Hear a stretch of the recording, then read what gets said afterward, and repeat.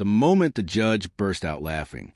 In open court was when the HOA lawyer pulled out a foam board diagram complete, with Lego trees and a Barbie dreamhouse, to demonstrate how Gregory's illegally tall house obstructs Mrs. Pendleton's sunset meditation.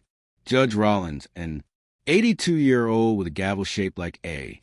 Trout, leaned forward and asked with genuine disbelief, "Do the HOA just submit Mattel-based evidence?" I didn't say a word.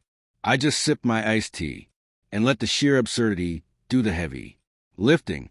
The lawyer's face turned 3 shades of red as he tried to explain that the model was to scale while Joan Pendleton sat there nodding vigorously, her wide-brimmed hat bobbing like a boat in choppy waters. "My name is Gregory Beck, and I'm a retired mechanical engineer who had finally built my dream house on the far edge of Sycamore Bluffs, a sleepy HOA-governed community in central Colorado. The property wasn't even technically inside the HOA boundary. I'd verified it twice in writing with a county assessor's office and a private surveyor, but that didn't stop the HOA from treating it like a hostile foreign power had set up camp on their doorstep.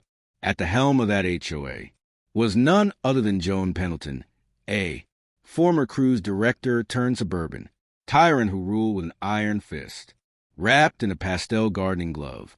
Joan was known throughout the neighborhood for her wide-brimmed hats, daily wine walks where she patrolled the streets with a glass of Chardonnay, and her flair for interpretive bylaws that somehow always worked in her favor. She had one rule above all others that she preached at every HOA meeting with religious fervor. "My sunset view is sacred," she'd say, as if Moses himself had carved it into stone tablets. When my modern 2-story home went up just 100 feet away, but 12 foot higher than her line of sight due to the natural elevation of my land, she declared it a visual blockade and an act of war against her evening tranquility. It started small, as these things always do. First came the letters officially stamped with the HOA seal warning me of implied HOA airspace intrusion, whatever that meant. Then community flyers started appearing on every doorstep, titled "Say No to Skyline Saboteurs" with a grainy photo of my house circled in red marker. One morning I found a plastic flamingo lawn ornament mysteriously impaled through my mailbox, its beady eyes staring at me accusingly. Joan denied any involvement, but I saw the same flamingos lining her garden path. Then came what she called the Sunset Recon Committee, which was really just 3 HOA volunteers with binoculars, clipboards, and folding chairs who set up daily surveillance. From Joan's patio, they'd sit there from 4 to 7 p.m. every day, taking notes on the shadow patterns my house cast and measuring angles with protractors like they were planning a moon landing. One of them, Harold, actually brought a sexant one day. A sexant. Joan even created a petition called Save Our Sky, abbreviated SOS, of course, and mailed it to all residents with a free herbal tea sample and an invitation to what she called a view, affirming vigil. The vigil was something to behold. About 30 people showed up, mostly out of curiosity, and free refreshments. Joan had them all hold candles while she read a poem she'd written about the sanctity of horizons. She actually teared up during the part about how sunsets were nature's way of saying good night. I watched the whole thing from my new deck, trying not to laugh as she dramatically pointed at my house during the climax of her performance. That's when I knew she was serious about taking this all the way. The escalation continued when Joan hired what she called a light consultant, who was really just her nephew with a physics degree who needed money. He came out with all sorts of equipment, measuring lumens and calculating shadow trajectories like he was working for NASA. He produced a 30-page report that Joan immediately had spiral bound and distributed to every house in the HOA. The report claimed my house created a phenomenon called sunset shadowing that could decrease property values by up to 15%. She conveniently left out that her nephew's physics degree was in theoretical particle physics and had nothing to do with architecture or real estate. Joan also started a social media campaign on the neighborhood Facebook page, posting daily photos of her compromised sunset with captions like, "Another evening stolen in darkness, where light should be." She'd tag me in every post, even though I didn't have Facebook. My neighbor Stan would text me screenshots and we'd have a good laugh.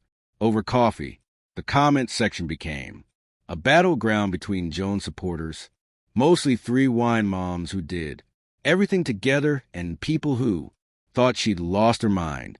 Finally, she filed a lawsuit, Pendleton versus Beck et al., claiming psychological distress and vitamin D disruption due to visual obstruction. When I got served the papers, I had to read them 3 times to make sure it wasn't some elaborate prank. She was actually suing me for blocking her vitamin D, as if the sun only existed in that specific patch of sky my house supposedly obstructed. Her lawyer had even attached a medical note from her holistic wellness coach about the importance of uninterrupted sunset exposure for chakra alignment. In court, Joan's attorney, a sweaty man named Gerald, who looked like he'd rather be anywhere else, tried to argue that the HOA had historical dominion over the aesthetic experience of adjacent territories. He actually used those words with a straight face. Judge Rollins, who'd been a judge for 40 years and had seen everything, looked like he was trying not to smile as Gerald pulled out that foam board with the Lego trees. "This demonstrates," Gerald said in a shaking voice, "the egregious visual impediment created by the defendant structure." My lawyer, a sharp woman named Sarah Chun, calmly stood up and pointed out 3 simple facts. First, my land wasn't in the HOA, which we prove with official county records. Second, the HOA bylaws didn't extend beyond their actual boundaries, no matter how much Joan wished they did. Third, there was absolutely no legal precedent for sunset supremacy in the entire history of American jurisprudence. She said that last part while looking directly at Joan, who was furiously scribbling notes and whispering to Gerald. Then came the kicker that nobody saw coming. Sarah had brought in a local surveyor named Tom Martinez, who'd been measuring properties in the area for 20 years. Tom testified that Joan's house was actually 6 feet taller than mine, only built on lower elevation. He had the measurements, the charts, the whole 9 yards. This meant that from certain angles, particularly from the north, where several HOA properties were located, Joan's own house would be the biggest view blocker in the entire neighborhood. Judge Rollins let out a wheeze so loud it echoed through the courtroom, and then he started laughing, really laughing, the kind where you have to take your glasses off and wipe your eyes. The judge ruled decisively and didn't mince words. He stated that the HOA had absolutely no legal jurisdiction over my property, that the lawsuit was, and I quote, a frivolous display of aesthetic authoritarianism, and that Joan was ordered to pay my legal fees in full. The amount came to $32,000, and when the judge announced it, Joan's face went from red to white to a sort of greenish color I'd never seen on a human before. She stood up so fast her hat fell off, shouting something about this being a travesty of justice and that she'd appeal to the Supreme Court if she had to. Gerald just packed up his Lego display, looking defeated. The courtroom burst into mild, polite applause from the handful of neighbors who'd come to watch. I gave a small bow, not wanting to seem too smug, even though I felt vindicated. Joan exited while muttering something about solar rights and spiritual energy zones, her heels clicking angrily on the marble floor. The best part was when she tried to slam the courtroom door dramatically, but it had one of those slow closing mechanisms, so it just sort of gradually whispered shut while we all watched. The final blow to Joan reign came when I hosted a neighborhood cookout I named Barbecue and Block Views. I set up reclining chairs all over my yard, provided sun hats for everyone, and even created fake cardboard cutouts of Joan's house at various angles, each one labeled with signs that said, "This is the real problem," with arrows pointing to her oversized colonial monstrosity. Guests got commemorative t-shirts that read, "I survived the Sunset lawsuit," with a little graphic of a house blocking a cartoonish sun. I Live streamed the entire sunset that evening in glorious 4K resolution with jazz music playing softly in the background. The footage went mildly viral online under the hashtag HOA Hysteria, racking up about 50,000 views and hundreds of comments from people sharing their own HOA horror stories. Someone even created a meme with Joan's photo from a local newspaper where she looked particularly stern, captioning it, "Karen demands to speak to the Sun's manager."